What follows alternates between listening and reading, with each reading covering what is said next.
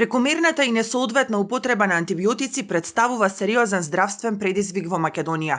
Поради се поголемата употреба на антибиотици, па дури и тогаш кога нема потреба, се почеста е антибиотската резистенција, состојба во која бактериите престануваат да реагираат на лекувањето.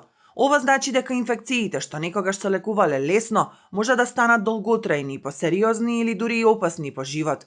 Антибиотската резистенција со себе носи и подолги хоспитализации, поскапи третмани и поголем ризик од компликации.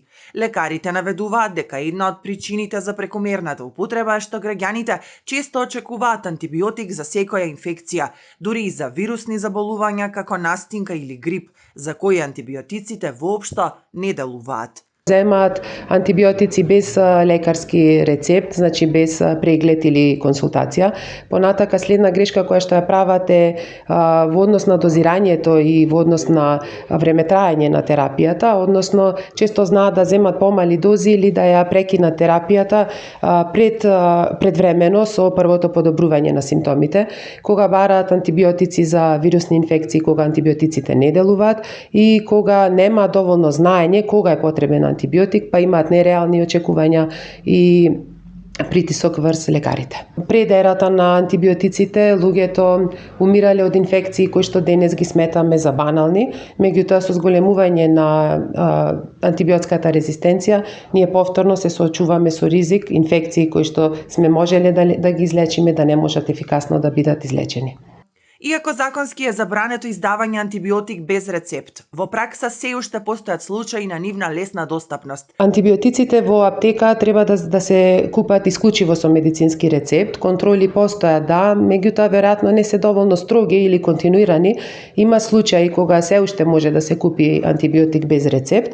Тоа е најверојатно заради притисокот од страна на пациентот и заради тоа потребна е континуирана едукација на пациентите за употребата на антибиотиците. Антибиотиците се препишуваат само кога постои сомнеш или доказ за сигурна бактериска инфекција.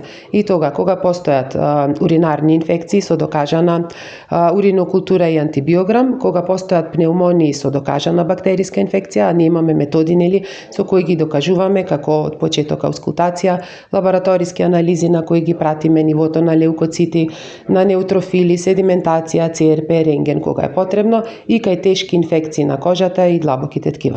И на глобално ниво оваа состојба се смета за една од најголемите здравствени закани на 21. век.